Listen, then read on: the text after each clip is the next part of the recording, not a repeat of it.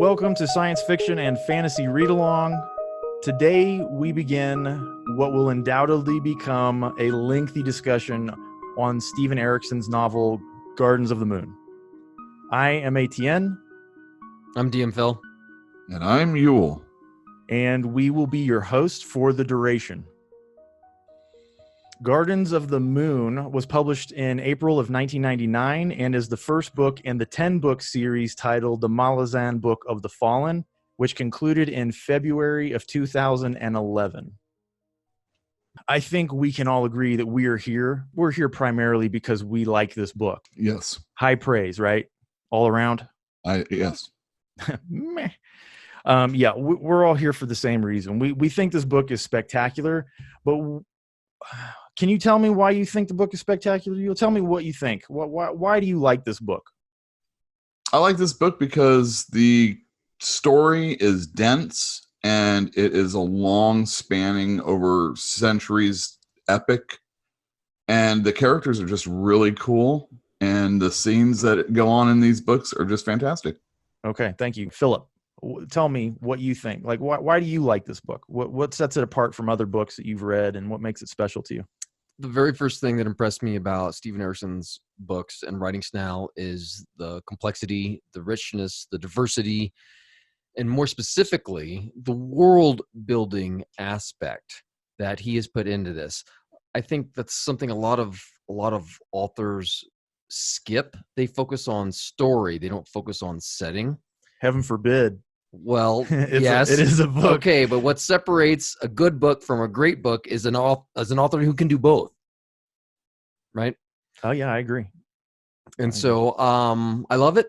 I can't say enough about it. And if you are a Steven Erikson fan, you will also understand that there's a cost that comes with his richness of story, and he doesn't explain a lot. His stories are so rich. His settings are so complex.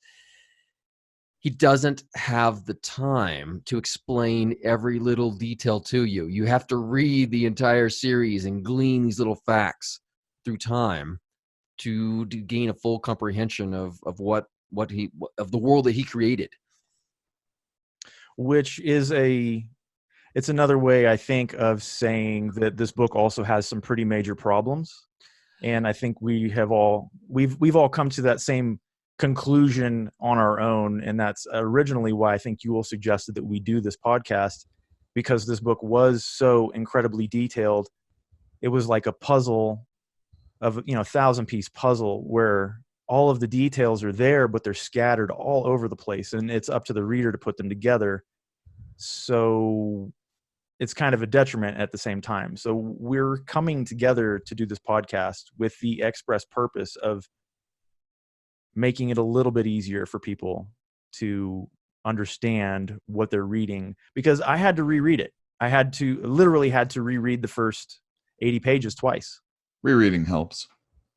Yeah, and that's not something that's common. It's very rare that I have to reread a book or a paragraph even. And what Philip was pointing out is very true with Steven Erikson. He dunks you in. Each of us, I think, had to reread it. Is that correct? I started and I did like 50 pages, and then I started again and got a little bit farther, and then I put it down for a long time, and then I finally finished it. Well, I think that's ironically exactly what I did. I've never reread a book twice until we did The Black Company. The closest I ever got to reading a book twice is when I had to read the first 50 pages of this book just to comprehend what was going on. Ooh.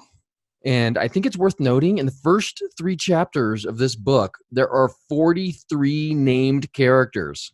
Yeah, that's a pretty good example of why it's confusing. It's one of the examples of why it's confusing. Also, as we have discussed, there are numerous locations, there are numerous pieces of information which are accurate, historical, brought up in conversation, but they're just one of those pieces of the puzzle that we don't know how to incorporate into the whole of the story yet. And you might not learn where to put those pieces into the story for a book or 2 or 3. It does happen. Yeah, the first 3 chapters. Also, there's like 27 named places. That's cities, forests, desert, Yes. what have you, but you don't have a context of where all these places are, but they're important. While there is a map or two maps in the beginning of the book, Messy. there's no map for Malaz City, right? I mean, you don't see, I mean, is there a map that shows where Itko Khan is and where the first two chapters take place? I don't think so. I don't either. So that doesn't help. Nevertheless, we have studied the maps. We have perused the book. We have gone over it with a fine-tooth comb, and we have taken our knowledge of the finished series and brought it back to the first book. And we're going to try very, very hard to work our way through this book chapter by chapter in a way that is beneficial to people who might be struggling with the book or who just want a supplement to enjoy along with the reading. One thing people sometimes do is they introduce how they got to know the thing that they're doing. Okay. Actually, I know how Philip was introduced to the book, I think. But you'll who turned you onto the book? How did you find out about it? There was a coworker of mine at the comic store I worked at whose brother introduced me to it when I was shopping at Other Change of Hobbit one day, which is a local bookstore in Berkeley. Was. R.I.P. Great local bookstore. Too bad it's gone. Well, I think it's on Instagram. I don't know if they sell, but it was very influential. And I was told by her brother that this was a really good series, but it's really hard. Okay, so we're not alone. Yeah, he recommended it and said it was really good. And I said, all right, I'll pick it up. Okay. I was very proud of myself. Well, you turned me on to it. You kept coming over to the bookstore and telling me how good it was and how I needed to read it and how it was better than any of the stuff that I was reading right now. And I was like, I don't know, man. I'm reading some pretty great stuff. But in hindsight, yeah, you're pretty right. You're pretty right. What about you, Phil? Well, I think I got it because stuff flows downhill. Yule told you, you told me, and you bugged me for a long time to read this book, and I finally did. As I said, the first time I read it, I was like, wow, this is not very good writing. But I read it again. I'm like, wow, this is great writing. So there you go. All right. Do you guys have anything that you would like to add in the way of an introduction of the book or the series? Yeah, let's talk about E.N.C. Esselmont.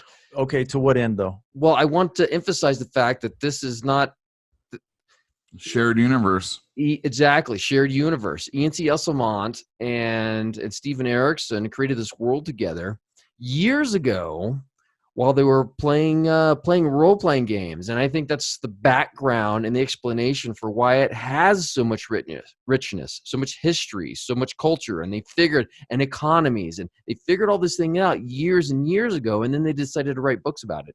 Steven Erikson's series, the Malazan Book of the Fallen series, has 10 books in it, but there are many other books out there. I think Esselmont has 6. And I think some of them overlap temporally. Yeah, I think so. Is that correct? Yeah, I believe so. The first one with this one, actually. Characters even. So, note to the reader, hey, if you go down this rabbit hole, it is a very, very deep rabbit hole for you to explore. And if you're willing to commit to that, I think you'll be richly rewarded. Okay, so what do you have on there for the prologue of the prologue? So if I could quote the prologue of the prologue, we can ad-lib, we can add, we can do a couple other things here, but I think it's really important that we give a cushion to the reader to explain the prologue. Because as we've already mentioned, Steven Erikson just kind of like dumps you into the story without any sort of background, elaboration, or details on. No diapers. Yes, exactly. No diapers. That's why we all had to read this stuff twice. Let's talk really quickly about how we're going to structure our discussion. Erikson divides his book into books. So there's 7 or 8 books in the first novel. And each one of the books is divided into several chapters. Each chapter is further divided into scenes. They're not called scenes per se, but they're generally taking place in a single location with the same characters coming and going almost as though it were in theater. Well, not only that, but each chapter, each prologue always has some sort of little information that starts off a history Or a poem. Poem, yeah, usually something like that. Some sort of like manual writing.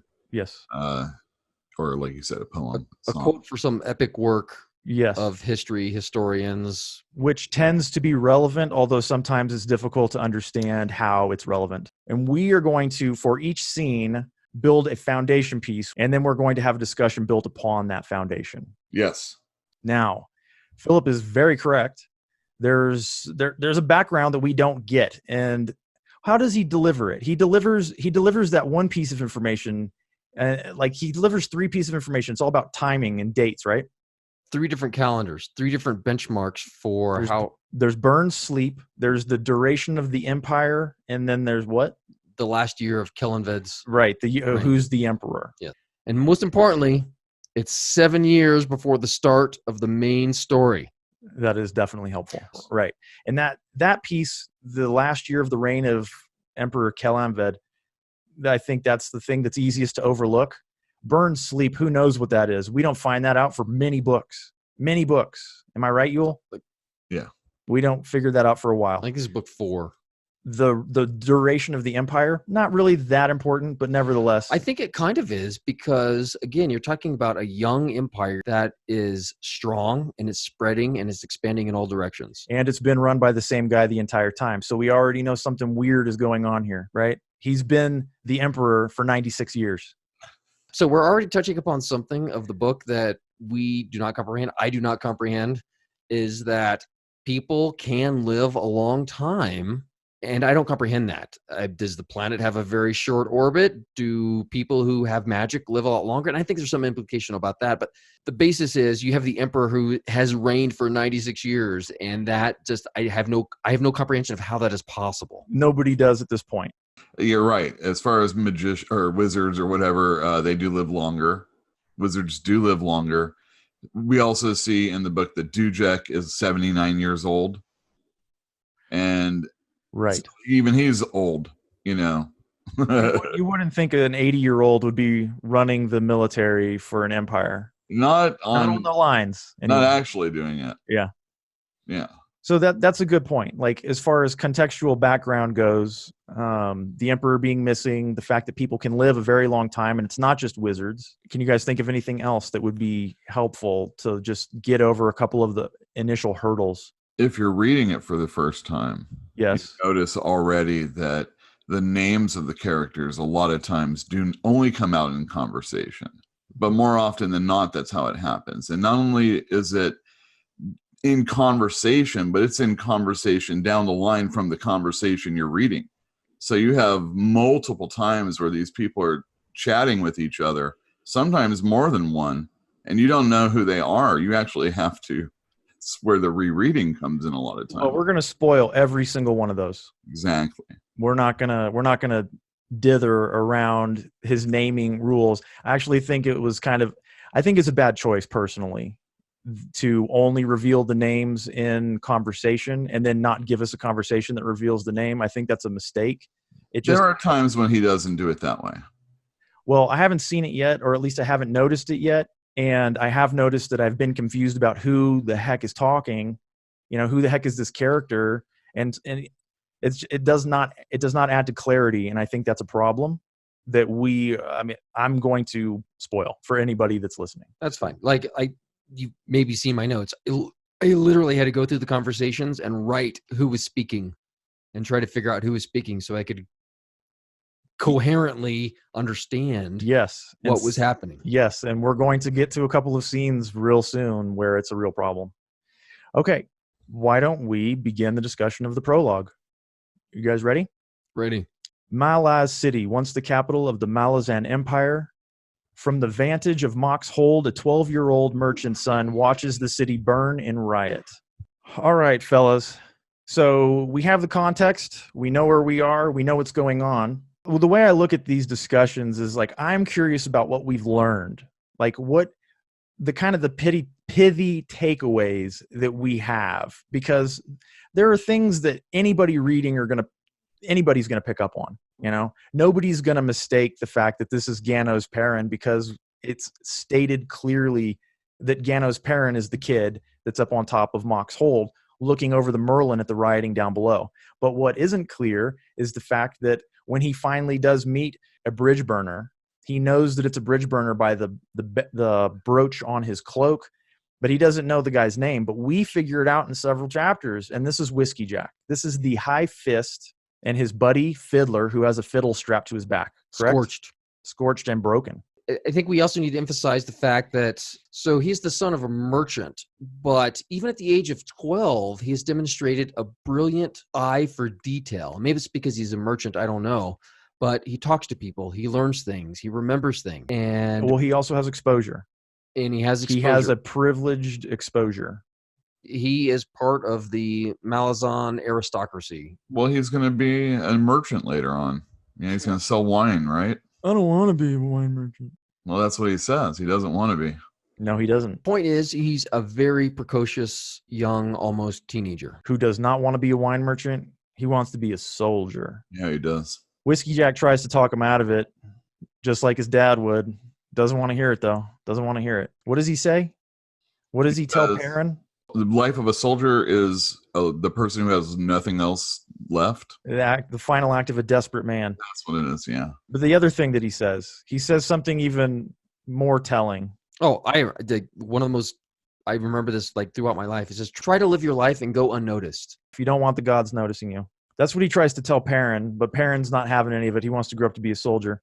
So as they're talking, Ganos is asking questions about Dasim Ulter. Is that who it is? Yeah. He's the High Fist of the Empire. No, he's the first sword of the Empire, which rank-wise, I have to assume that it's Fist, High Fist, First Sword. And he's presumed to be dead by Ganos, right? He's rumored to have died in the city of Yagatan. Ganos says that he heard... The rumor is that he betrayed a god. And that's where Whiskey Jack comes in and says, you might want to be quiet around the gods. Lead a very minor life. Don't want to get noticed. All right, so that conversation's going on. There's the riot going on down below. Why is there a riot? Witches are being executed, rounded up, something like that? Prohibition on magic. That's what it is. Unless you're in the military, I guess. And I think it's important to mention that the witches and the wizards that they're rounding up are very, very minor. People with a little bit of talent that help out. And in this world, apparently, your common citizen will have no problem going to a wizard or a witch to help with some like minor issue. For example, where are the fish? Where's the best fishing grounds? Right. That's the example given in the book. Fiddler provides a little bit of criticism to the rule that who cares? They're just trying to find the best fishing grounds. Why is this a big deal? But it is a big deal. And I don't think it's clear that they're rounding them up and killing them, though, the wizards and the witches.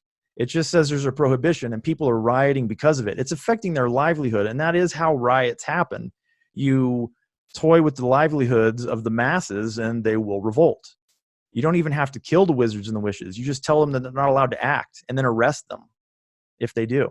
All right, so it turns out this conversation's been going on a little bit. I mean, we're learning about why the riots are going on, and it's because Lacine, like we said, has ordered them. Yes, to happen. Everything, it's getting a little bit out of hand down below. She's in charge while the Emperor is missing. My takeaway, my reading of this whole thing was Surly was a serving wench. She was discovered by the Emperor and made so that she was no longer a serving wench. Somehow she found enough power and the wherewithal to form the Claw, which is a society of assassins. Perrin refers to it as a cult, and I don't remember it ever being referred to it that way ever again. I'm not really sure. Do you recall that, Yule? No. Yeah, I don't get it. Nevertheless, she formed the Claw. She's the head of the Claw. Her power as the head of the Claw rivaled the Emperor's, and now the Emperor is missing. And this is just a group of assassins. No big deal. They're just running around. Yeah. And now she's changed her name to Lacine, which Perrin notes means Throne Master. Yeah, it's Napin. That's the origin of the word. And so is she. So that's Surly, who is now Lacine. Yeah, and she's got this edict. Round these people up. Right, because the Emperor is no longer present. He's not around. I don't think anybody really knows where he is. Maybe she does? Maybe. but she has placed a prohibition on sorcery. It's her rules, her new rules that have the city, the poorest quarter of the city, in riot. And she's using the army to put the riot down. And it's getting out of hand. And it's Whiskey Jack's guys. They're new. They're green. The cadre of wizards, which we will come to find out is 7 wizards. A full cadre is 7. And they're not high wizards. I think that's the distinction there. I don't know if you caught that or not, but like a high wizard is somebody who has multiple warrens, has access and can use multiple warrens. Whereas, anybody less than that's not a high wizard. Is there anything about the prologue that needs to be added onto? The Emperor is dead. And his right-hand man went missing too. I believe it's one of those little histories or poems. Yeah. Right before chapter 1. The prologue, actually. It's before the prologue? Yeah. Oh, see, there's another thing. We learn these things and we don't know to take them seriously or not. I guess right away we should learn that, we should take them seriously. Take these things seriously. So what did we take away from that? Do you like any of the characters so far? Well, I mean, like Philip said, Janos is, precocious. He knows what's going on. He has, like you said, studied and has privileged life, and he really knows what's going on. And his goal is to be a soldier. Yes. Working for the Empire. You know what we didn't mention, actually, was that Lysine was listening to this conversation. Yeah, she shows up. She shows up at the end, and they call her Surly, and she says, "My name is Lysine." Yeah. Go get this riot under control. Yeah. It served her purpose just well. Yeah. I mean, it's all very threatening, of course. She is stone cold. No emotion whatsoever when they're slinging insults at her, and the brazen nature of the fact that they will insult this person. And her bodyguards, being all intimidating and stuff. Well, they know her as the person they know her as. They know her as Surly, once a serving wench. Yeah. But they also know that she runs the claw. I'm just saying, it's a little nerve-wracking in my opinion. But he is the high fist. It's Whiskey Jack, What does he have to worry about? When the Emperor comes back, he'll set her straight, right? Nope. All right, so chapter 1. Oh, how does chapter... Let's see, what's the... is there a poem before chapter 1? Well, there is always something. Yeah, this is the one about the Crimson Guard and the Tistiandi and Caladan Brune and Mood Spawn and High Fist Dujek, and it's an actual historical account or whatnot. Right. Of the sorceress conflagration that is about to take place. All right, so we're going to take out of that what we can. What can we take out of this piece of history? Well, you don't know about. Well, okay, very, very good. Well, there's a lot of names and stuff that are given to us. There's not a lot that we can really take out of this. The Crimson Guard, that doesn't mean anything to us other than they're mercenaries. The Imperium's advance, the Malazan Empire is being... We know the Tistiandi are under Caladan Brood. Yep, and they're opposed to the Malazan Empire. We're introduced to Moonspawn. Yes. We're introduced to the forces of the Malazan Empire, commanded by High Fist Dujek One Arm. Okay, well, that's new because High Fist Dujek was just a commander before, because Whiskey Jack gave Fiddler a message to deliver to Dujek. And it's the 2nd, 5th, 6th armies, as well as legions of Moranth. We don't know anything about the Moranth yet. The first that the Moranth Alliance of 1156 marked a fundamental change in the science of warfare. All right, so a lot of names, a few relationships. The advance of the Malazan Empire is being opposed. And it's about to get really, really messy, if you can believe what you're seeing here. Written by some guy named Talabant. All right, so chapter 1. We're not going to read the Mother's Lament.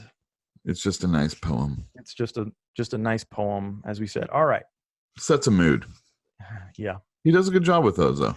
No, I agree, but I don't think that we're going to be able to tell anybody any more than they're going to get out of it. You know what I mean? Oh, I could write volumes on it, probably. Well, okay. Another podcast. West of Malaz Island, on the continent Quan Tali, the coastal plain around Itko Khan, a rural area in the heart of the empire. A young fisher girl and an old woman stand aside for a contingent of cavalry passing on the road. All right, so there's the foundation. Like it. I think an important setting note right here is to say that they are in the middle of nowhere. It's been conquered decades and decades and decades ago. Okay, it's the Boondocks. It's the Boondocks. It's the middle of nowhere, and that's exactly why is that the point? That's exactly why it's important. Why is that the point? Well, it's important because two individuals specifically sought out this point because it was the middle of nowhere. Okay. Before we meet these two individuals, there's a conversation going on between Riga and the fisher girl. So what's the fisher girl doing? The Riga is kind of just chatting, and the girl's in awe of these horses going by. I don't think so much about the soldiers, but she seems to be kind of in awe of the horses and the gallantry. And it's mentioned that there are many fewer women, but there are women in the cavalry, and they're marching past. And she's ignoring Riga. Riga's just chatting away. And this kind of perturbs her, and so she grabs her hair. Riga pulls her hair back, and she delivers this guttural prophecy to the girl. That's the important part right there. It's as if at that moment, this old woman who was just chatting away and grousing about life and the fact that her three husbands and two sons have died. And then she snaps on a dime and turns into a completely different person. Well, she snaps on a dime because the girl is ignoring her. I think there's some truth there, but I think something else is going on. Well, you know how like young people see the world through young people's eyes? We've all been there. We were young once. And then there's, now we look back and like we look at the world in a different way. And Riga has seen the world from the vantage of 100 years or more. She remembers when Itko Khan was an independent province before the Malazans showed up. And this girl is like, ooh, aren't they gallant? And she's like, no, you don't remember. There was a time before we were free. We were independent. Show some respect. Have some context for history. And she's mad at this girl. And she is being physical with her. And she's mad at the girl, but she also says, you've only ever been under the thumb of the empire. You don't know. Lived a free life ever, like right. I have. Right. And, I don't know. It's a statement on society also. Sure, but it's in that context that Riga, we find out, was Regalia the seer, and she delivers a prophecy. Mark this truth, child, else the cloak of lies blind you forever. I am the last to speak to you. You are the last to hear me. Thus we are linked, you and I, beyond all else. Across the sea, the empress has driven her knife into virgin soil. The blood now comes in a tide, and it'll sweep you under, child, if you're not careful. They'll put a sword in your hand. They'll give you a fine horse, and they'll send you across the sea, but a shadow will embrace your soul. Now, listen, bury this deep. Riga will preserve you because we are linked, you and I, but it is all I can do, understand? Look to the Lord spawned in darkness. He is the hand that shall free you, though he'll know it not. Okay, so do you think that terminology is significant? Look to the Lord spawned in darkness? Yes. I do too. It sounds pretty specific. What do you think is the key word there? Like which one of those words in the title do you think is the key word? To meta read a little bit. Yeah, meta read. We're meta reading. Lord spawned in darkness. Is that just Andy? I like the word spawned in there for the most important word. Like moon spawn? Yeah, to take into the next chapter or later in this chapter. Another point I think is really important to discuss is that she says, we are now linked, we are entwined, and I will preserve you. Mm-hmm. Well, it's right as she says this that a guard comes up and he has a gauntleted male. Yeah, he smacks her. Smacks the old woman for pulling the girl's hair back. Yeah. Yep. So you said you think it's important because it is the last thing that she said, but Riga's prophecy said that I'm the last person you'll hear, and the girl's not dead. Okay, but she also says you are the last to hear me. Yeah, and we are linked, you and I. Right, but she also says you said it the other way around. No, I said exactly what I meant. Riga will preserve you because we are linked, you and I. That implies that Riga is still there. It also implies that the girl is not. No, that's not it at all. Not at all. Oh, you don't think so? Yeah, I hold on a totally think so. Marked as truth, I am the last to speak to you. You are the last to hear me.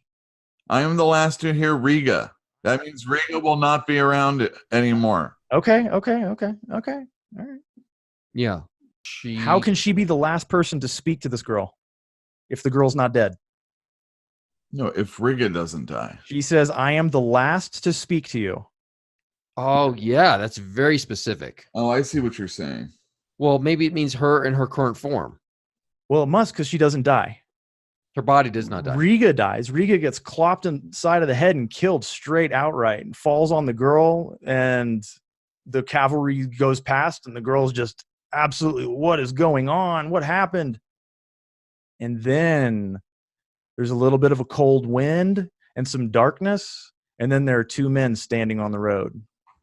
She's like, where did you guys come from? They're like, oh, we were on the other side. Hee hee hee.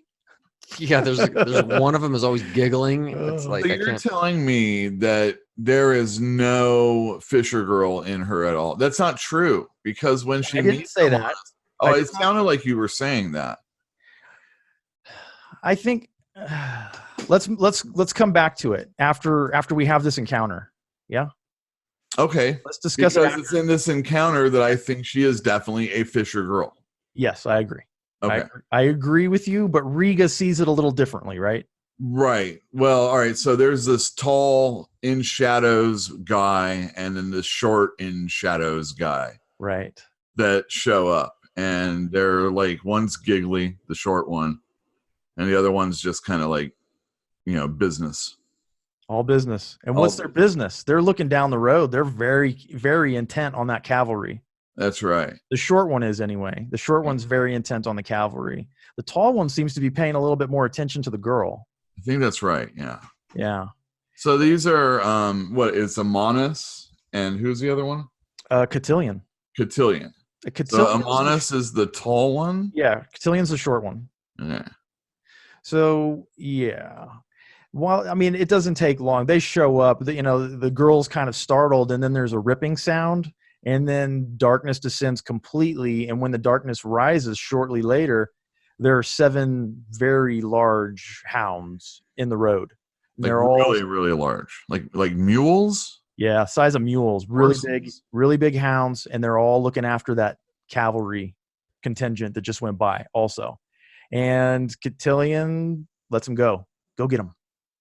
And they do. They chase off down the road after the cavalry. So we get some decent information here. We get this little bit of we get a little bit of information about Lacine, right? Right. So these guys don't like Lacine. No, they can't stand her at all. They really give it to her. We don't know why, but they're after vengeance. They're like, Lacine has really stepped into. Lacine has irked Moon's spawn, right?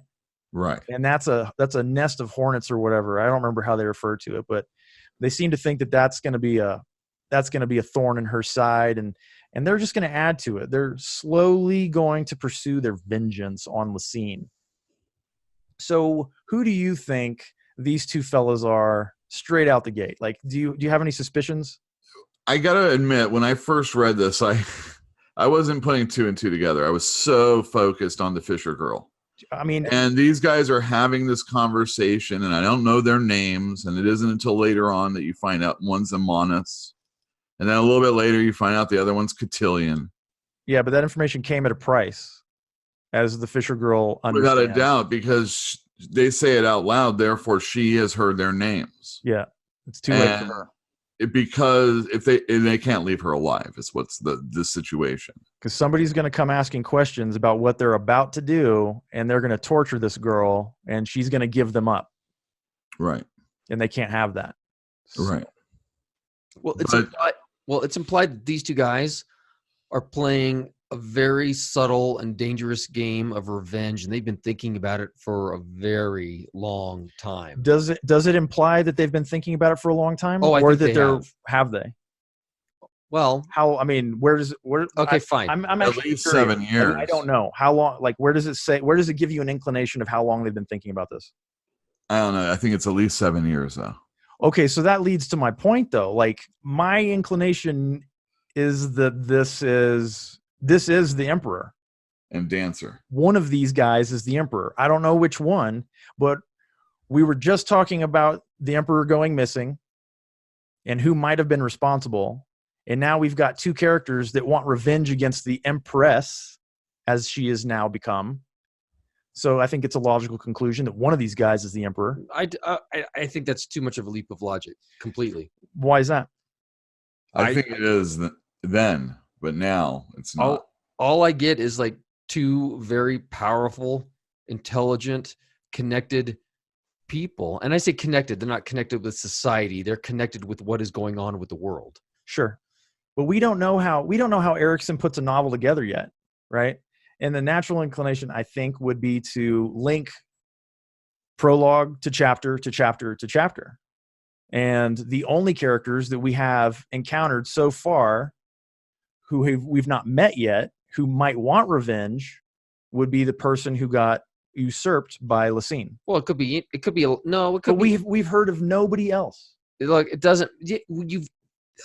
Because he does not explain. Well, because he does not explain things. So these guys, by appearances, are very powerful wizards, right? By appearances, right? Sure. Because they can open a warren. And Empress Lysine's rules, or about outlawing witchcraft and wizardry, would naturally suggest that these guys would be upset about that. Sure. It's obvious that this is not Kelanved, right? Kelanved. This is the name is not Kelanved. No, it's Amonas. Never met them before. You have no idea what their context is, but they hate the Empress and want revenge for something which they do not explain. Right.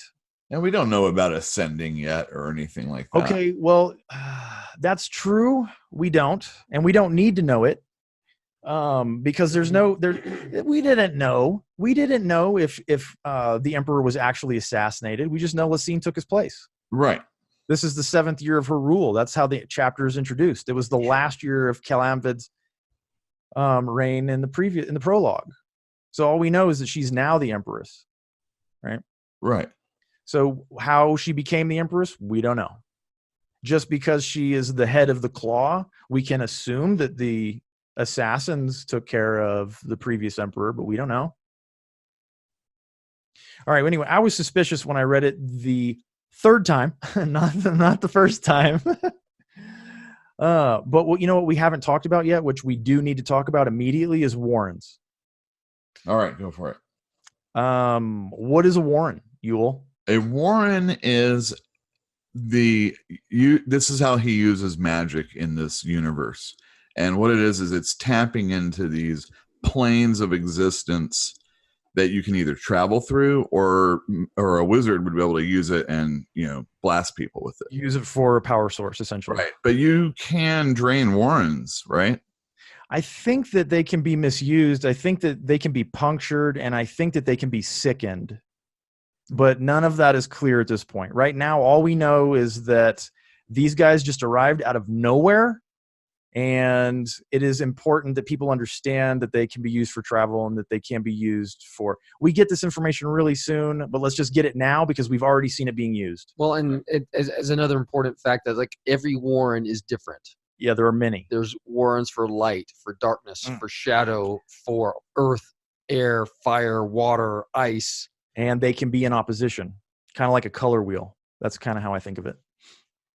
All right. So anyway, so these guys popped up some mule-sized hounds, told the girl not to worry, but she shouldn't have used their names, and that she would suffice. They're going to use her. And then the screaming starts, and we get the idea that there's some kind of slaughter going on, maybe just up the road, maybe just a little ways away. Yeah. That is what's happening. Okay, there's a curious point here that I did not comprehend. What's they that? Specifically said that they said, oh, the hounds will take care of her father. And like, no, he lives. Everything right here was planned. It was set up. It was specific. And these guys know exactly what they're doing. They're enacting their revenge. Yes. This is part of it right now. They chose this spot. And they chose this girl for some odd reason. I would like to bring your attention, the two of you, to something Cotillion says. After what Philip pointed out was that they're not going to kill the father. He's this one-armed fisherman, and they say no, he lives. And then the question is asked, then how to deal with this guy? And Cotillion says, I suspect greed will suffice once the slate is wiped clean.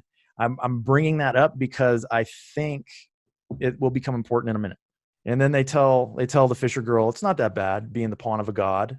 Like, what? Exactly. Wait a minute. Which one of these guys or both is a god? Or maybe they're just the arms, and fingers of a god. Maybe they're working for a god. It doesn't matter. The point is the gods are like manipulating circumstances on the planet right now, and they're using that girl to do it. That's incredible. Well, they're about to use her. Okay, so I think that's why I think that we can infer now that the reason that Riga said I'm the last person you're going to talk to, or whatever it was that she said, it's because she no longer has her own volition. She's no longer her own will, right? She's now the pawn of a god.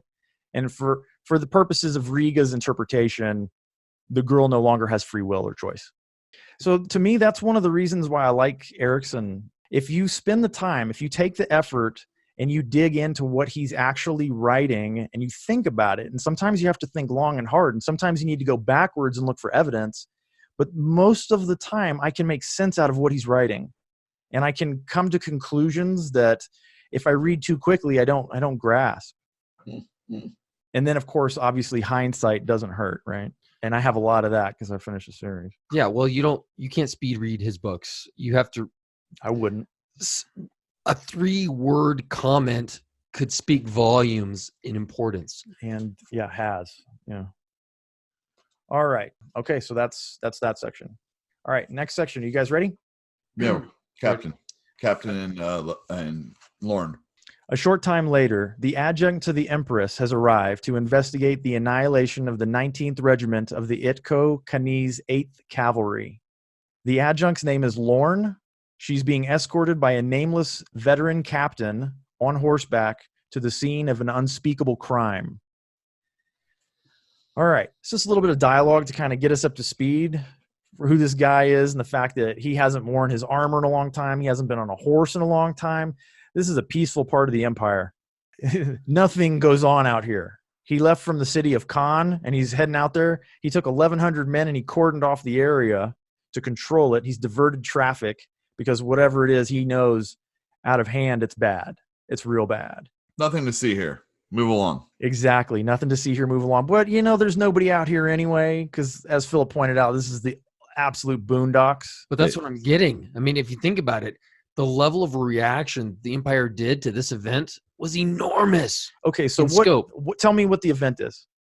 Well, the event is the slaughter of the entire, 8th Regiment? It's the 19th Regiment of 8th Cavalry of the 19th Regiment. Yeah, there we go. This isn't a war place. This is a peaceful place. Who knows why they were even there? Maybe it was just standard patrol. It doesn't really matter. The point is they were annihilated, slaughtered to a man or woman. And all the horses. And all the horses. No animal survived. Nothing survived. Goats, chickens, people, horses, nothing at all survived. And this is the peaceful part of the empire. It's secure. It's safe. Yeah. So naturally attracts the imminent attention of the right hand of the Empress, who comes to investigate. Which gets back to exactly, you start seeing the dominoes and why they're placed exactly how they are. And why this place was chosen. Because this happened on the war front, people wouldn't even notice. But this happens in the heart of the empire. The heart. I mean, close to the heart. Close enough to the heart. If you look at the map, it's... actually, we find out not too far from now, it's 300 leagues from the capital city. It's real close. It's real close. Yeah, that sounds like a long way, but it... 900 miles? The size of the empire is so big, it's literally next door. It's nothing.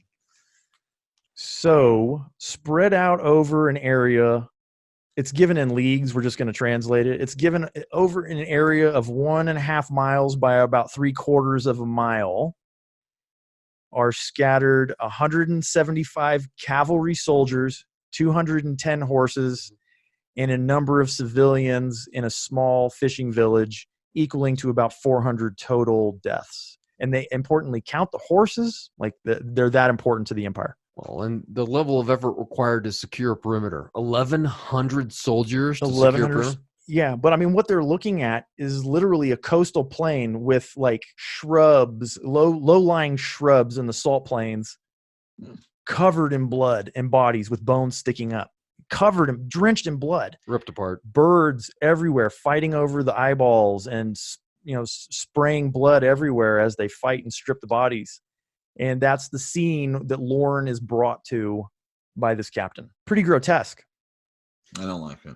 I would like to say that it was at this point in the book where I'm like, wow, this writing is real.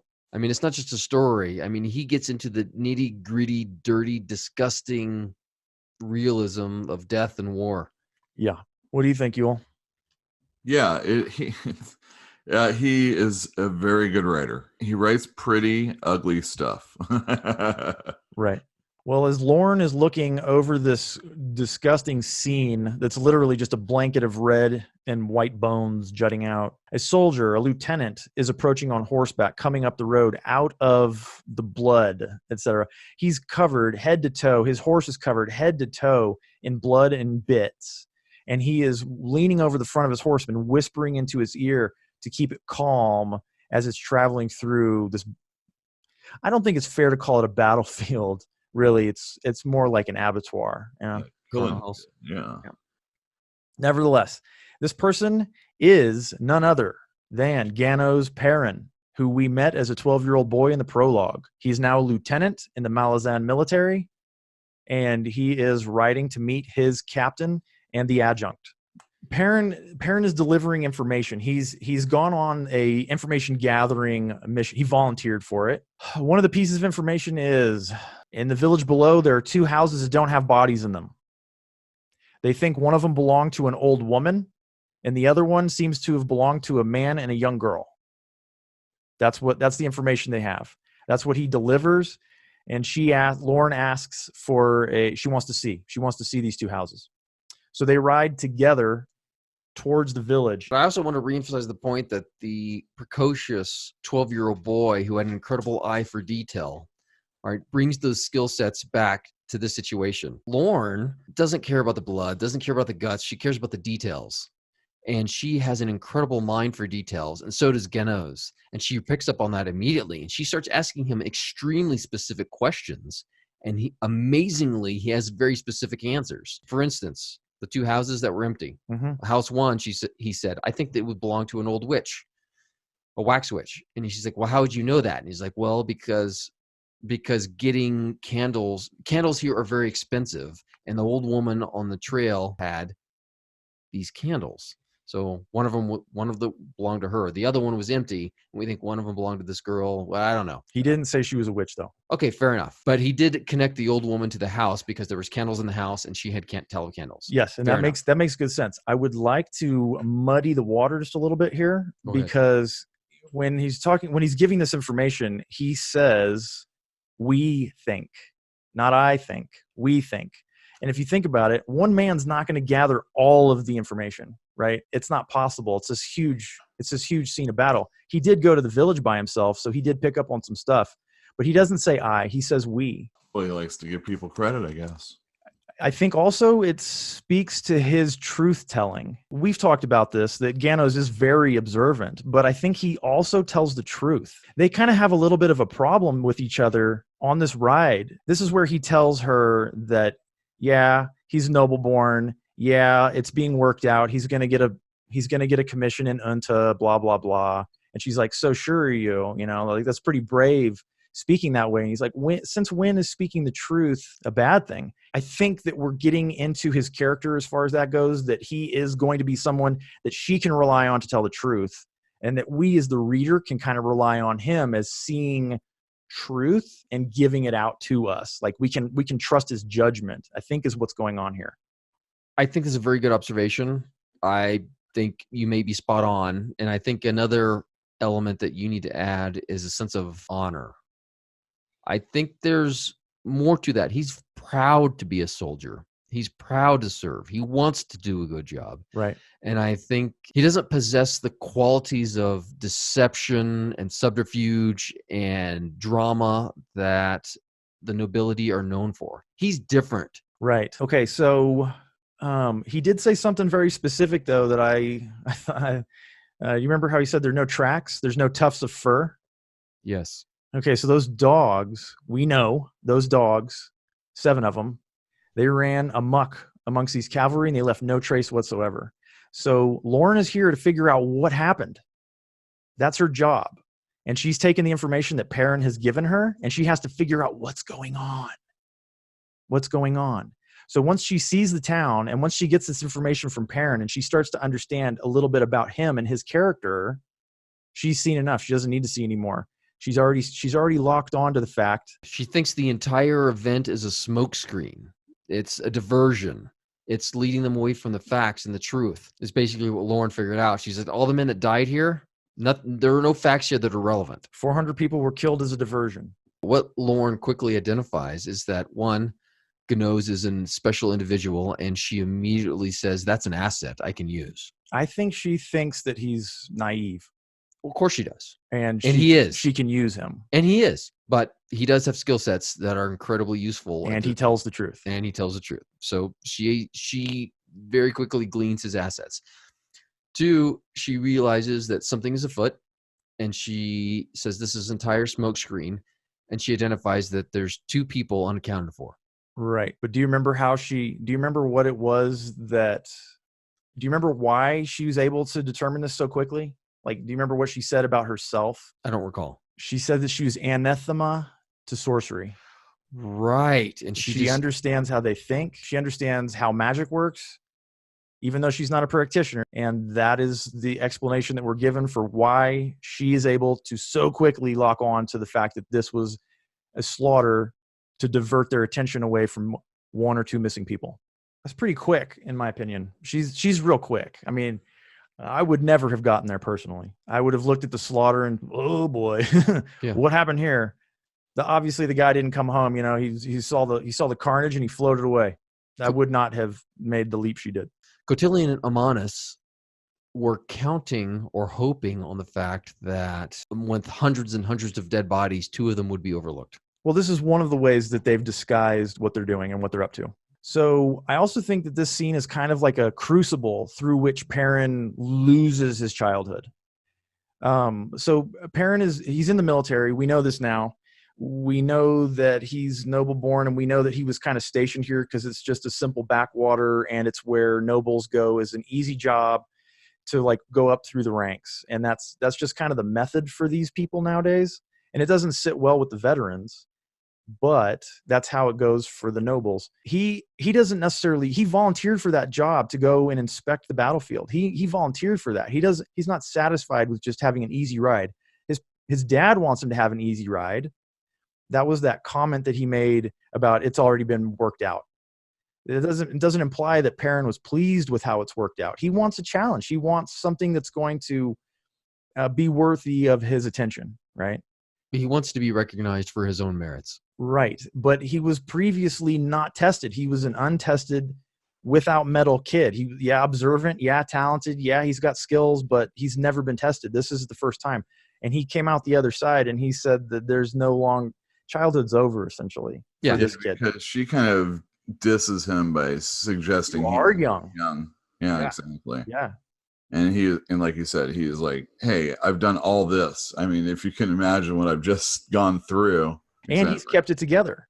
He had the wherewithal to like keep his horse. I mean, he was able to observe details. He said that in order for his mind not to go completely bonkers, he had to focus on the details. The way that a body was lying, the way that, an eye would still be staring. And he was focusing on these details to maintain his sanity. But we already know he's good at these things. So childhood's over for him. He went through the crucible and he came out the other side. And the person that came out the other side was immediately noticed by Lauren.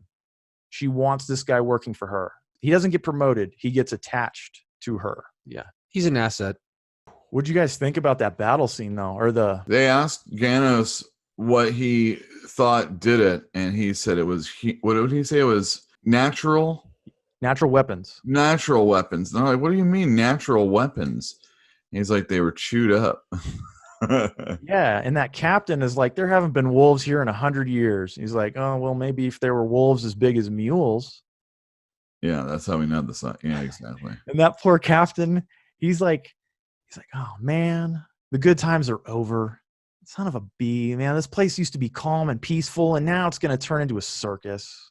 He knows it, you know. Well, as a weird aside, did Lorne or Lacine they cleaned up the entire site, right? They covered it up. They said no one's to ever know about this. They completely covered it up. So how do you do that? You eliminate the evidence. Yeah, you limit the evidence, then you eliminate the witnesses. Yes. I think it was implied that Lorne said that captain, the old fat captain, resting on his laurels, was done. I don't know, man. It was implied. I don't know. I think I would like more evidence than that. I don't know. I don't know that we can make that jump yet. I'm pretty sure it was implied that he was a goner. I think it's very clear that you think it was implied. Okay, Yul, come on. Who vote? I don't know. I didn't think that. Show me in the text where it is that, what is it in the text that makes you think that it's implied? Like you have to go to the next section where she says he's going to be coming with me. Mm-hmm. And he's supposed to do the paperwork for her. Yeah. And then she says, hey, tell me about the nobility's present inroads on the imperial command structure. Yeah, and they have a nice chat. They just talk. I don't think so. All right. So shall we move to the next chapter, or you guys have some more stuff that you'd like to add to this section? Chapter, you said? No, I'm sorry. The next section, Go to the next section. Let me just give you the intro, and then we can see if there's anything that we need to go backwards or forwards for. Yeah. All right, go for it. That same day in the city of Khan, a staff sergeant has been recruiting for the Empire with low standards. Yeah, they said as long as you have 2 legs and 2 arms. And a head. And a head. You also have to have a head. So there's somebody who wants to be recruited. A very little girl. Yeah, he's a little girl. We don't get a description of her other than her age, right? Yeah, it's like what? 12 or 13? 12 or 13, yeah. Yeah, and the sergeant's like, if this was my daughter, no. Yeah. But he's been given strict instructions. Take anybody, as you said, with 2 arms, 2 legs, and a head. And this person matches that description. And she wants to go to a specific outfit. Which one? She wants to be under High Fist Dujek. Yeah. And when she's asking for her specific assignment, this dude gets a massive headache suddenly. And he's like, oh my God, this hurts. And he's like writing down her details. And he's like, dismissed, soldier. And she's got mud on her feet, red mud. And he's like looking at that mud. He's like, the mud around here is not red. But his headache is so bad that he puts the pen down. And he's like, oh, thank God, it's leaving. The headache's like vanishing as she leaves. So it comes on real fast, and then it leaves. What is that? Well, I think it's something that we're going to see and get in detail pretty quick. Yeah. So let's leave it at that for now. Right. But let's talk about that mud. Yeah, I don't get I mean, I do get it, but she's... Girl has traveled through a warren recently. Is that what it is? Yeah. I don't know which one. I mean, I don't think it matters. But the fact of the matter is, this is the next day.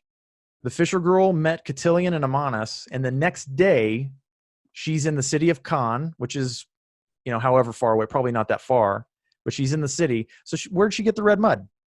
Nowhere. She was in a warren. One with water. And red clay. Water and red clay. All right, so the headache fades.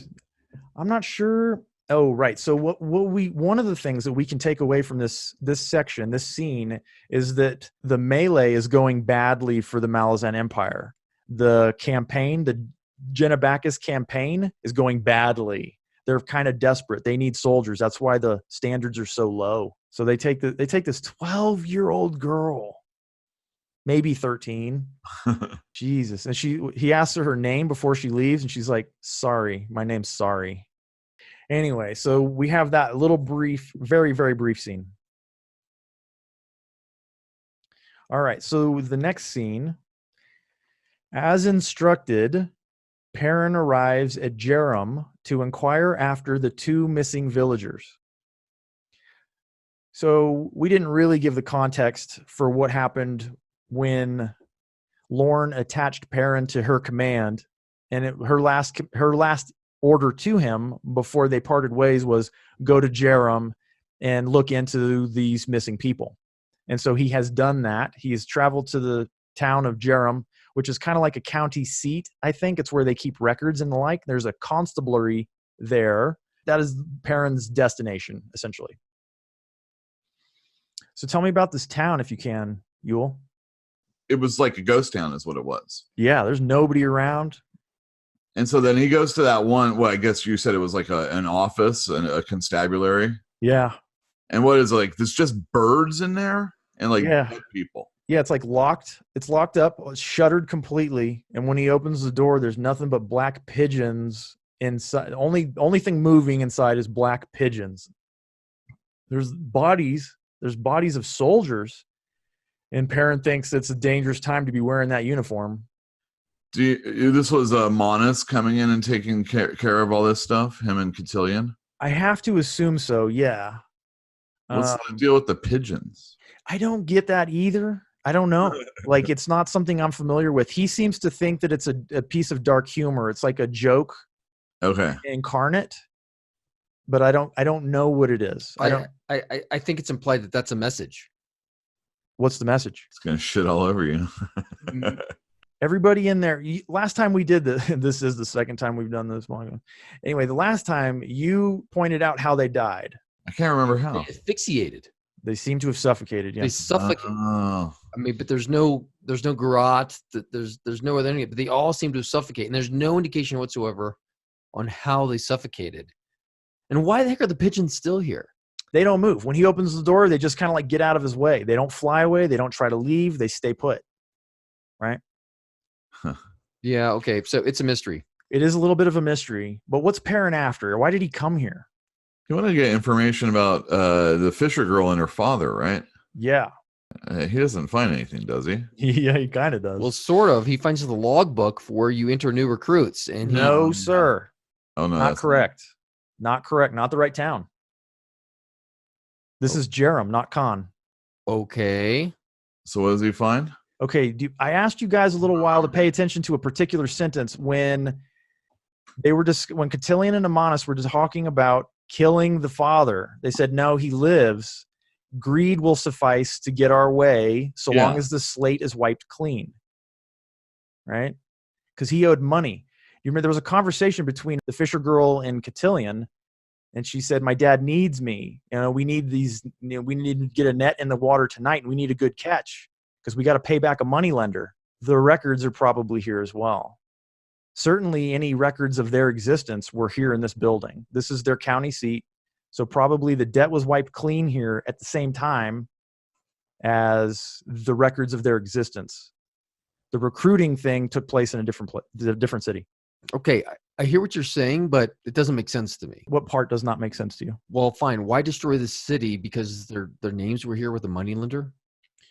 I think it's just two birds, one stone. They destroyed all the records. There are no records here. Everything, all the papyrus that the records were on was destroyed. It fell apart in his fingers. He knew there was not going to get anything out of these records, and nobody else is here. The town is abandoned. What I'm getting at, they're trying to create the end of the story here, as in yes, theoretically, and they did. Sari came to Garum to sign up for the army. Sari did not come to Garum. No, I know she didn't. That was implied. No. Okay, so hear me out. So they went to Garum, which is the nearest closest town, right? Do you know any of these people? No, they killed everybody there. But there's also... The town is abandoned. The town is abandoned because all the soldiers were killed. The soldiers were killed, yes. Yes, and as you mentioned, the records just fell apart in their hands. That's right. Yeah, there is no information then he could be... So, I'm sorry, Cotillion and Amonis were creating a dead end. Definitely. They were covering their tracks. Yes, precisely. But they did mention it, and that's the reason I'm mentioning it is because... I know why now. They mentioned the money because that was where they had to go to make sure that was taken care of, or else it was still going to be a loose end. That's all. I think it was two birds in one stone. I honestly think that they were That's able fine. to wipe out the records of debts because people keep track of that stuff. It's not just word of mouth. They don't just shake on it. This was a money lender. His last name was Lender. It's possible. Anyway, it's just something that I noticed that I wanted to point out because I think that Erikson is that kind of a detailed mind. Like, that's what I meant earlier when I said that if you look hard enough, you can find evidence for almost everything he writes about. You can find answers to most questions just by reading his work carefully. I agree. He's detail-oriented and it's complex, but I may be wrong. So why did he let the father live and said greed suffices and then destroy this town? Help me out because I'm not getting it. Well, I don't know why. I mean, I assume they have plans for him later on. I don't know. I don't remember. Spoiler alert. Yule, do you remember what happened to the dad? He gets reunited. I know that eventually he reacquaints with Sorry, and she's actually not Sorry anymore, right? She's somebody else. I believe so, yeah. Yeah, so they kind of like journey together. I don't remember if that has anything to do with him staying alive, but that might be the reason. Me as the reader, right now, I'm suspicious that what's going on is they're keeping the father alive either as a reward to her or as leverage over her. Sure. If she is able to gain enough willpower to resist them. Sure thing. He's the only thing in her life that matters. It's her dad. She doesn't have a mom, doesn't have any siblings. That's probably the only piece of leverage they have over her, other than her own death or pain. I agree with that. So I can see it going one of two ways, and those are the two ways. Okay, fine. I will not disagree with that. So they want him alive, and they gave him a bunch of money and told him to go hide, is what I'm thinking. And they wiped out the record of his existence, so he should be able to live a quiet life somewhere until they need him again. Or, I mean, it is speculation. I don't know their motivations, but it's fun to read into things and try to figure it out before you get to the answer. Would you guys like to add something to this? No. Okay. Returning from Jerem, Perrin encounters a man on the road. Pretty easy, that one. The road is a raised track in this area going through rice fields. So there's like water on either side. The road's not super wide. And there's a man blocking his passage as he's riding. I'm sorry. Is this the part where before he gets there, he's talking about like all the dead horses and everything? Yeah, he's having a lot of inner turmoil here, and he's just trying to wrap his head around what's going on, what has happened, what his life has turned into. It's a lot of inner monologue, yeah. Yeah, and then like you said, he runs into Topper. Right. And Topper's a claw, we find out. Yeah, immediately we know all about Topper. Topper killed everybody in the noble family in Unta. Yeah. Killed them all cousins, everything. And Perrin is really rude to this guy straight away. He says, I owe you nothing but enmity. But he's a messenger from Lorne. Yeah. She wants him, Topper, to expedite Perrin's return. She's impatient for his return. And remember, this is the same day. He's like, oh, have some food with me. Join me. And Perrin's really rude to this guy. And he's like, you don't have to be rude, man. I'm just doing my job. So are you. We're part of the same team now. There are two things here that I kind of wanted to mention. One was Topper has this overly false niceness. Before you go further, I mean, I read this really carefully because we've talked about this. I know it's a guise. It's a mask that he wears, but why do you say it's overly false? Most people are not that nice to strangers at all. Okay. Period. That's the end of your argument? Well, no, it's the start of my argument. Okay, well, you said period. So. Fine. Most people are not that nice to absolute strangers. Oh, hey, we just met. Let me offer you food. Let me offer you a drink. He was fishing. He's gauging. He's assessing this person who he knows absolutely nothing about, who just got on the game board. Yes. That's what he's doing. And he's a brilliant man. And he's choosing to go about it in a friendly manner. Precisely. Trying to work out as much information he can through that method. Well, I think he's trying to assess his naivety because of his age. And Gano's responds with grouchiness, bitterness, enmity. And I don't know how much of that is real because of the history or how much of it is he is just tired. Man, he's had a bad day. He's exhausted and he's had a bad day. Exactly. Yeah, he has had a bad day. His life just took a turn and he is grouchy. And he treats Topper grouchy. So think about this, the head of the claw. Yeah, he's really pretty brave, in my opinion. He's counting a lot on his importance to Lorne already, and he's not important to her yet. I think it's naive. I think it's naivety. That's a rough accusation, man. I think this is youthful bravado, aristocratic superiority complex, whatever you want to call it. I think that's coming out in him right now, and I think he grows out of it. But I think that's what you're seeing right now. Is he's a soldier, he's a noble, he's been through hell, he's exhausted, and he just doesn't care anymore. At this point right now, especially with this guy. Why this guy though? He kills people that he might have associated with at one time. That's very true. That's very possible. So, Yul, do you think he's intentionally disrespecting Topper because of who Topper is? I think a little bit. And I think he also realizes that he's trying to disarm him with niceness also. There's some good conversation that the two are having, and it's interesting. But ultimately, what we get out of it is guard what you have. Always they say your words are like money. Yeah, currency. It's currency. Don't spend it. You got to choose when to spend it. Yeah, I think there's several instances of the interaction between Topper and Gnos that implies Gnos is naive at this stage of his life to higher level politics. Sure. He would have to be to speak that straight. Jill and I were talking about this in the other podcast.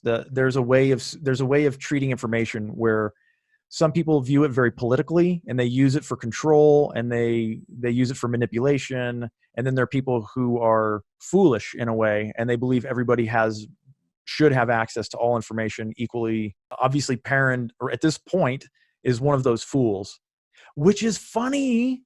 I didn't even notice that. Okay, we'll get there. Holy smokes. That makes so much sense to me now. Okay, I rest your case for you. I agree completely. Completely. Okay, so did you notice all of the junk that he pulled out of his pockets? Oh yeah, he had fist bread and cheese and wine and all sorts of stuff. He had crystal goblets. Yeah. He pulled out 2 crystal goblets out of his pockets. Yeah. This guy is walking around. He's got to have extra dimensional spaces in his pockets, man. There's no way those are real pockets. They've got to be bags of holding. Don't they? Sure, something like that. Something like that. A generic version of it, yes. I mean, where is he keeping his daggers? He's got one long knife, right? One long knife. And he wears all green, this guy Topper. God, and he's, whatever. Okay, so you're right, though. Please continue, Yul. So they go into a warren. And there's some conversation about how it may work. And Ganos, he supposes some things. And of course, Topper is kind of like, you're kind of being a jerk about it. He doesn't say it that way. He says, he says your ignorance is showing. That's what he says. Right. He's definitely proving himself to be the naive character that Topper assumed. You would like it to be this way. You think it's like a thoroughfare where all these people are going through all the time. But then when they get in there, Perrin and Topper notice that there's been some activity, probably by something that isn't so friendly to people like them. And they kind of like step up their journey just a bit. Yeah, well, they saw broken chain mail and like a place where there had been scuffle and I think even blood. Yeah. So can you describe the warren to me? Well, let's call it out. It's the Imperial Warren. It's the Imperial Warren, yeah. Okay, so here you go. But it was a warren before the Imperial. So it says the horizons beyond the banked heaps of ash were close, a vague blending of ochre sky and gray-black ground. And it was very hot there, too, as Perrin's sweating. Yeah, so it's just a real, not an exciting setting. No, not a great place. Not a great place. Not a beautiful setting anyway. Not a place you want to have a picnic, really. I think Topper chose correctly. Eat before getting into the warren. Definitely. This warren, though, we hinted at it earlier, or we stated as much, is that you can use them for traveling in addition to as a source of power. But they're going to travel 300 leagues in just a few short hours. That's about 900 miles. No matter how many you think a few is, it's 2 or 3. That's very quick. They're traveling a very great distance. And this is how the Empire is able to maintain control over such a vast distance. Their empire is stretching across continents, and this is how they're able to do it, because they can communicate quickly, much quicker than the Romans could. No, I mean, not as quickly as we can, but certainly Pony Express, is way faster. Better than Pony Express. Oh yeah. But I mean, the step after Pony Express was telegraph poles, right? Now it's damn near instant.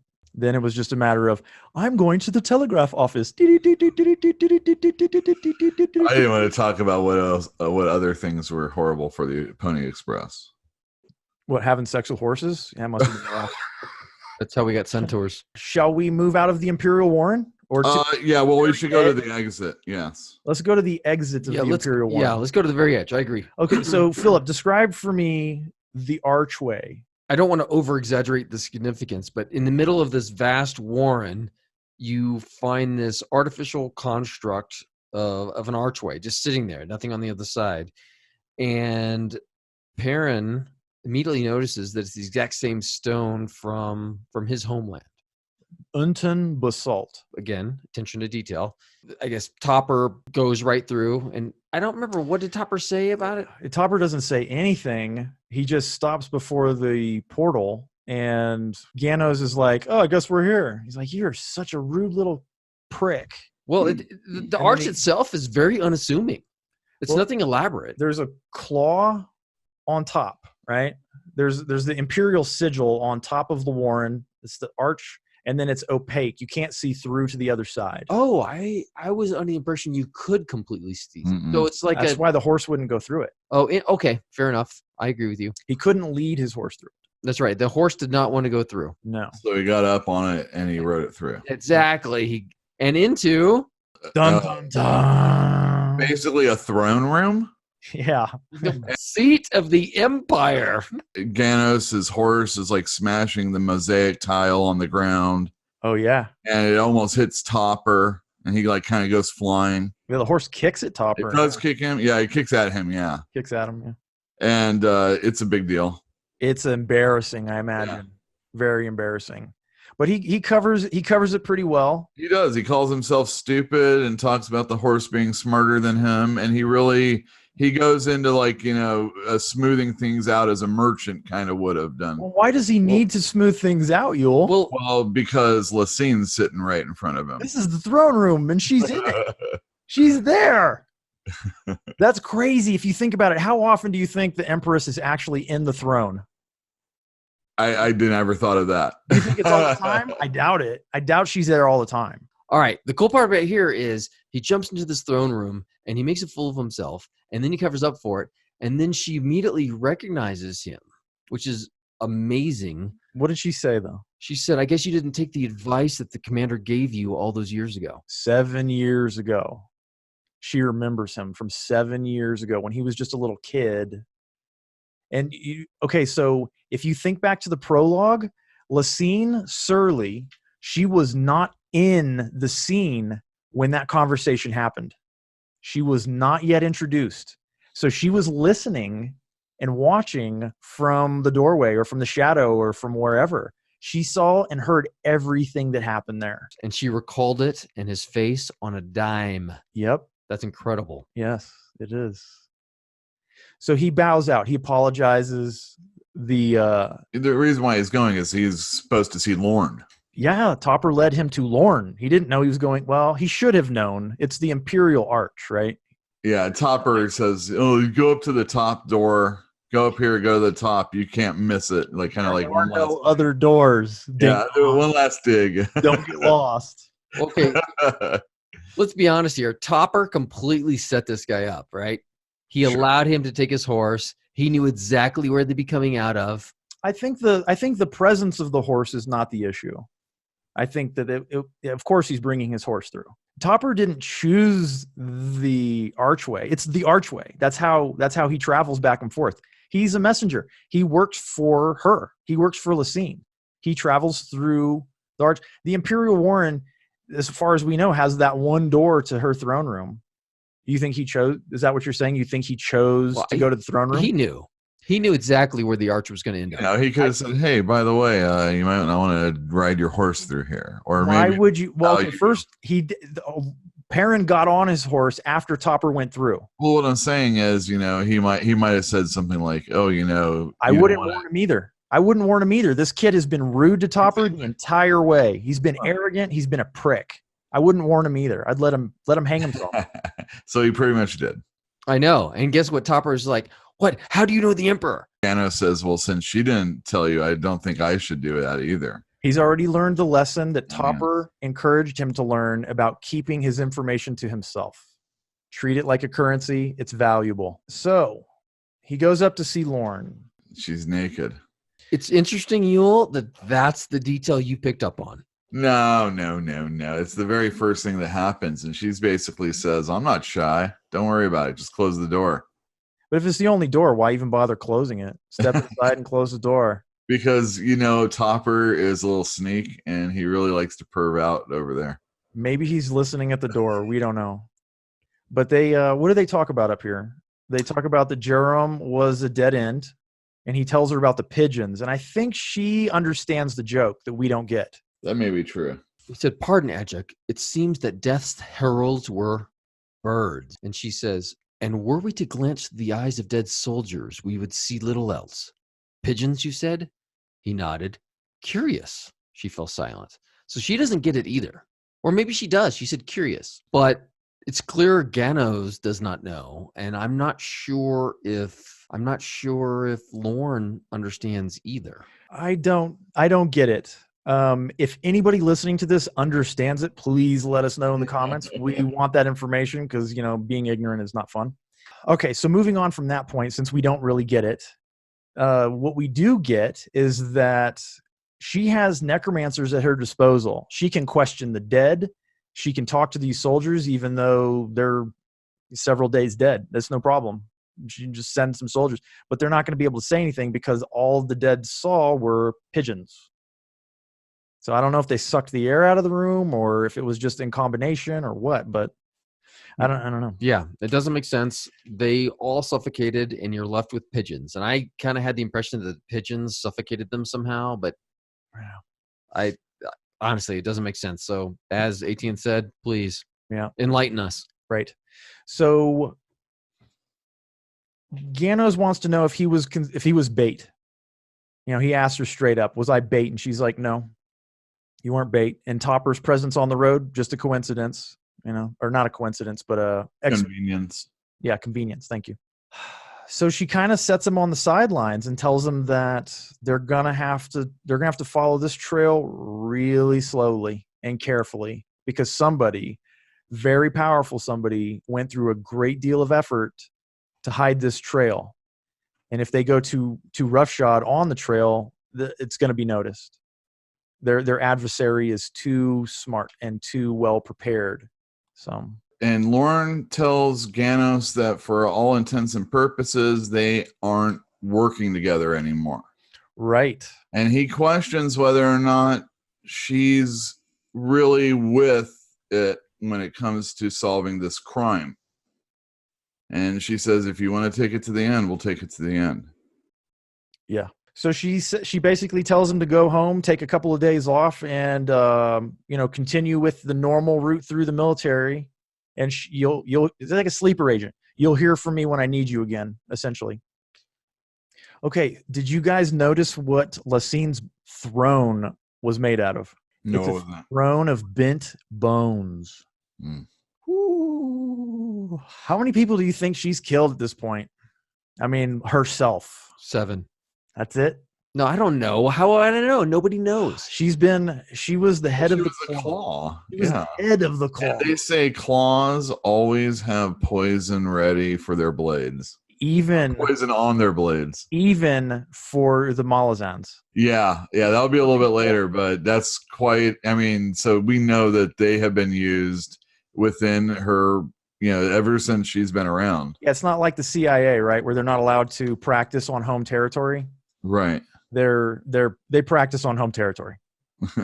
All right, so let's close this chapter out with Perrin's homecoming in Unta. So he's just left whatever castle the Empress lives in, where Lorne lives, etc., and he's been sent home. I don't think it's really all that important. I don't know if I'm missing something, but he has a little stroll. He has a little bit of reminiscence. Everything seems smaller to him than it used to. Is another indication that he's grown up now. He's an adult now. There's a guard that recognizes him when he goes there. Yes. Because they recognize him from the portrait. The tapestry. The tapestry. And Ganos is like, oh, is it just in a room, collecting dust now? And he's all, yeah, pretty much. He asked if it had become the carpet in the servants' quarters. And he's like, basically, yeah. Yeah. And Ganos, I assume that's pretty much what we really need to know, is that the military is dealing with his property, basically. No, I don't think so. I think that he was a retired veteran that his father hired on. Oh, okay, I see. I assumed it was I guess I got it wrong. I didn't see that way. Well, I think the other part of it is when Ganos goes through the capital or the city, to him it seems like petty and small and droll, not exciting like it was when he was a kid. As 18 said, he's grown up, he's evolved, and this seems so insignificant to him now. So then we meet his sister Tavor, and I think she's just a couple years younger than him. I think it's just a year. Yeah, and he asks her if she's like taking over basically what he would have been doing. She's described as like being pretty much a straight line. Like she's grown up, she's an adult now. She has no notable features. Short hair, red hair, I believe, and not a pretty girl. Business in the front, business in the back. Yeah. And Perrin tells her that he's not going to be sticking around long, and she says that Fellison, their younger sister, will be upset about that, and that's how the chapter pretty much ends. Yeah, I think their dad has ill health, and Perrin left on kind of bad terms with his father, so there's not much there. However, we do at the very end, we get, as Yule said, we get Fellison's name. Chapter 2 is preceded by an excerpt from Call to Shadow, authored by Fellison. Call to Shadow is also referenced right before the prologue, the first sentence of which is, "The Emperor is dead." So we learned that the Emperor has died from Fellison's history as well. This is another excerpt from the same book, Call to Shadow. So she obviously wrote one book. Right. Yes. The prologue before the prologue was an excerpt from Call to Shadow. It was written by her. Right. But you don't have any idea who that is. And now you just realize yes, that it is. And the way that you can kind of be sure of it is the birthday. She was born 1146, and that lines up pretty darn well with her being Perrin's sister. Unfortunately, I would say that lines up pretty well with the end of our first episode. I think it's a safe time to admit that I bit off more than we could chew. When we were doing these recordings, they ended up taking many, many hours longer than I had expected, and the editing process did similarly take longer than I had expected, and our videos or podcasts ended up being many hours. In order to prevent us from going bolder, we have decided henceforth, from the future, we will do one chapter at a time so long as it is smart. It seems like a smart thing to do, especially in the beginning when things are so complicated before we've really got into the swing of the story. I think it's just a smart thing to do. I hope you agree. I'm sorry if you like really long episodes. I doubt you do. But anyway, thanks for joining us on this very first episode. Join us again pretty soon for episode 2, which will include only chapter 2, and going forward all episodes should be just a single chapter. Again, this is Science Fiction and Fantasy Read Along. Thank you, and we'll see you in the next one.